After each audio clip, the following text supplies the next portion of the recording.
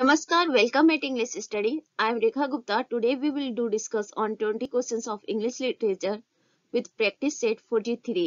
तो please video को like और share करें and do not forget to subscribe the channel. Let us see the first question of today's video, which is a deeply ambiguous narrative poem, one which moves uncertainly from a present day prologue to a story set in undefined medieval past, and attempts to explore the pressing contemporary subject of women's higher education, written by Tennyson. The Princess. Tennyson की वो कौन सी poem है जो कि deeply ambiguous narrative poem है, जो अचानक present day से स्टार्ट होता है प्रोलॉग के फॉर्म में और स्टोरी में कन्वर्ट हो जाता है ऐसी स्टोरी में जो कि मिडिवल पास्ट में बिलोंग करती है, and attempts to explore the pressing contemporary subject, और उस समय की जो कंटेम्परेरी सब्जेक्ट है वुमेन्स की हायर एजुकेशन को लेकर उस पे फोकस किया गया है। तो ये टेनिसन का वर्क है और ये कौन सा वर्क है? The princess. अल्फ्रेड टेनिसन ने द प्रिंसेस वर्क में क्या किया है, उन्होंने वुमेन्स की हायर एजुकेशन से रिलेटेड जो कंटेम्परेरी सब्जेक्ट है उस पे उन्होंने एक्सप्लोर करने की कोशिश की है। और इसमें क्या होता है, इस पोयम में एम्बिगुअस नैरेटिव पोयम होता है और जो सिचुएशन होता है, जो स्टोरी मूव करती है प्रेजेंट डे से पास्ट यानी कि मिडिवल पास्ट में जाके स्टे करती है। Now question number 2, the old order changeth yielding place to new, and God fulfills himself in many ways. This is an extract from Tennyson's Maud the Author. तो it has been questioned here that कि ये जो quotation दिया है, ये statement है, ये sentence ये कहाँ से लिया गया है? तो टेनिसन के एक वर्क से लिया गया जिसका नाम है मॉड द ऑथर, और ये बहुत ही पॉपुलर सेंटेंस है। The old order changeth yielding place to new, and God fulfills himself in many ways. तो it is the works from Tennyson, and what is the work? That is the Maud the Author. तो Tennyson का Maud the Author से ये sentence लिए गए हैं। Now we will move to next question. That is question number 3. Tennyson succeeded Wordsworth as the poet laureate in 1850. तो very simple question, Tennyson Wordsworth की death के बाद पोएट लॉरेट बनती है 1815 में। 1815 में ही वर्ड्सवर्थ की डेथ होती है और उसके बाद टेनिसन को पोएट लॉरेट बनाया जाता है। वर्ड्सवर्थ के पहले कौन पोएट लॉरेट बनता है? Robert Southey. तो इस सीक्वेंस को भी क्वेश्चन के रूप में पूछा जाता है। रॉबर्ट साउदी बनते हैं, फिर वर्ड्सवर्थ बनते हैं, then Tennyson. Question number 4, which of Tennyson's love poems begins starkly with the words I hate?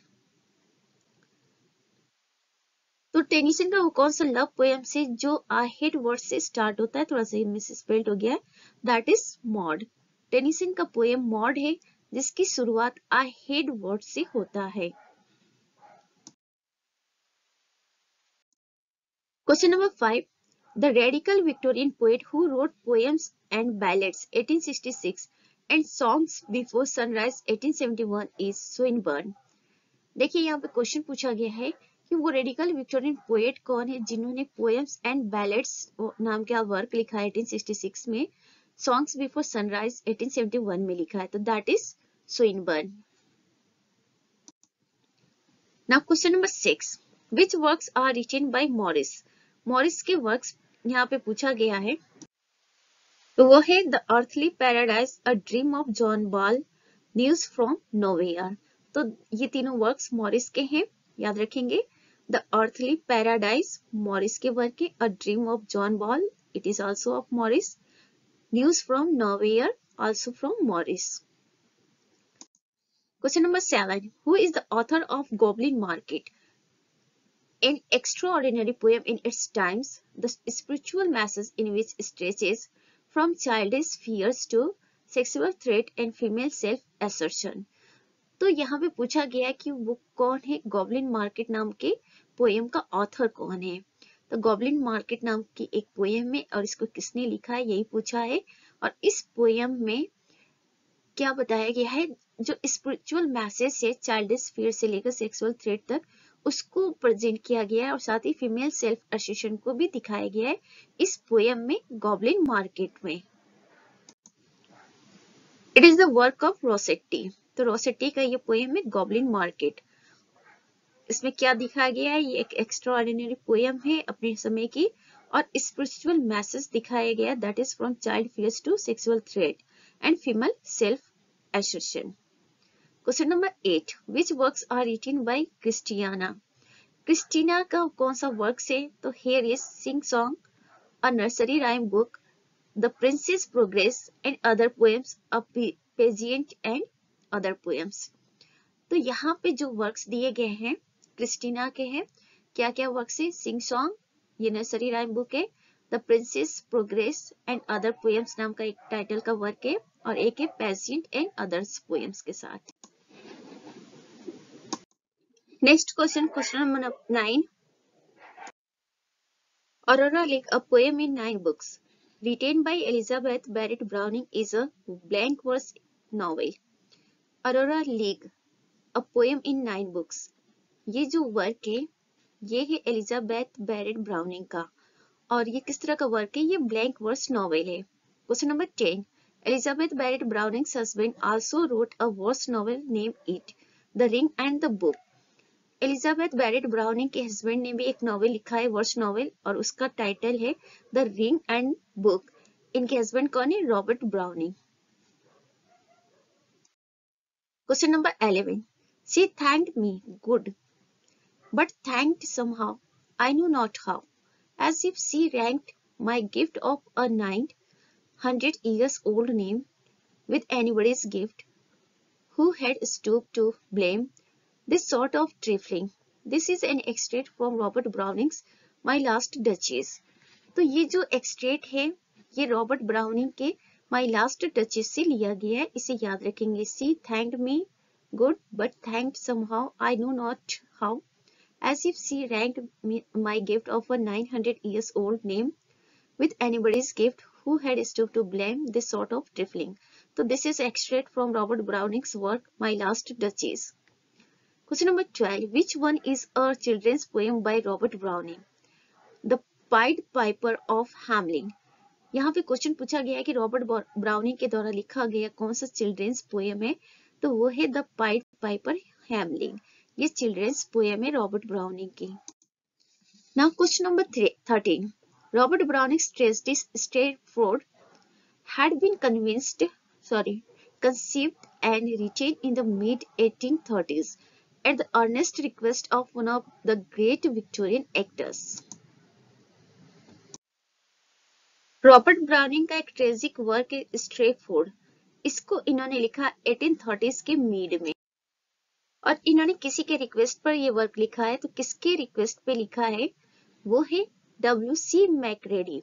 W.C. मैकरेडी जो है वो विक्टोरियन एक्टर्स हैं, तो याद रखेंगे रॉबर्ट ब्राउनिंग भी विक्टोरियन एरा को बिलोंग करते हैं। तो रॉबर्ट ब्राउनिंग जो है वो विक्टोरियन पोएट है, और इन्होंने अपना ट्रेजिक वर्क स्ट्रेटफोर्ड को मिड 1830s में लिखा है, और ये किसी के रिक्वेस्ट पे लिखे हैं, तो जिसके रिक्वेस्ट पे लिखे उनका नाम है W.C. मैकरेडी, और ये विक्टोरियन एक्टर्स में से एक है, ग्रेट विक्टोरियन एक्टर्स में से एक है W.C. Macready. Question number 14, verse dramas like Queen Mary Becket were written by Alfred Tennyson. Here is a verse drama Queen Mary Becket, इसको राइट किया अल्फ्रेड टेनिसन ने, याद रखेंगे Queen Mary Becket work Alfred Tennyson का है। Question number 15, who is the author of the popular nautical melodrama Black-Eyed Susan or All in the Downs? Douglas Jerrold.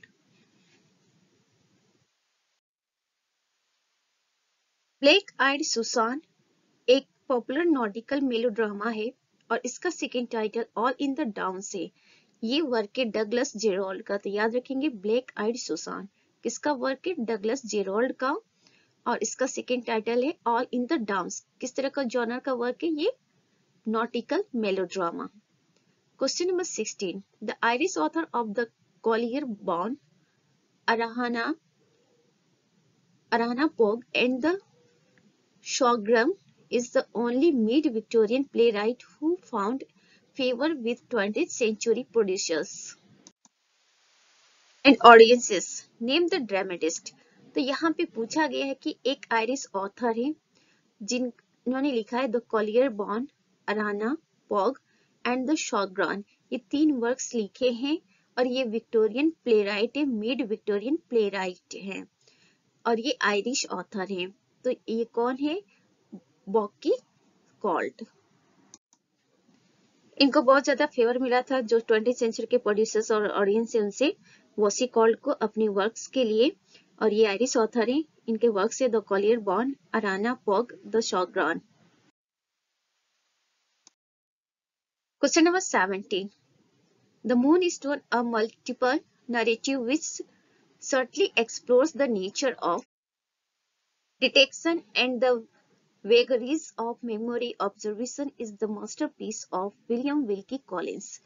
तो here is question that कि the Moonstone एक work है जो कि multiple narrative है और ये किसका वर्क है? तो ये विलियम विल्की कॉलिंस का वर्क है। ठीक है, याद रखेंगे ये इनका मास्टरपीस है। Question number 18, which works are written by Collins? The Woman in White, No Fame, Armadale। तो ये 3 वर्क्स हैं और ये कॉलिंस के वर्क्स हैं, विलियम विल्की कॉलिंस के वर्क्स हैं। The woman in white, no fame, Armadale और साथ ही द मूनस्टोन इनकी मास्टरपीस वर्क है। किसकी? विलियम विल्की कॉलिंस की। Question number 19, Elizabeth Braddon achieved immediate popular acclaim with her gripping, almost breathless novel that is Lady Audley's Secret। Elizabeth Braddon के बारे में बताया जा रहा है कि इन्हें एक इमीडिएट पॉपुलैरिटी मिली थी अपने एक नॉवेल के लिए। The novel is Lady Audley's secret. Question number 20, the Egoist which has long been most admired for the substantial dialogue scenes and the tense comedy of English upper class manners was written by George Meredith। The egoist क्या है? एक बहुत ही अच्छा work है comedy के form में और ये इंग्लिश जो है, इंग्लिश की कॉमेडी है, अपर क्लास मैनर्स के बारे में लिखा गया है इसमें और डायलॉग की सीन्स है, तो डायलॉग सीन्स है और साथ में टेंस कॉमेडी को प्रेजेंट किया गया है अपर क्लास मैनर को लेकर द इगोइस्ट में। ये किसका वर्क है? जॉर्ज मियरडेथ का। तो याद रखेंगे द इगोइस्ट में जो द इगोइस्ट है ये जॉर्ज मियरडेथ का वर्क है और इसमें इन्होंने सब्सटेंशियल डायलॉग सीन्स को प्रेजेंट किया है, साथ में टेंस कॉमेडी को भी प्रेजेंट किया है इंग्लिश अपर क्लास मैनर को लेकर। This is all about for today's video. Please video को लाइक और शेयर करें। Do not forget to subscribe the channel. Thanks for watching.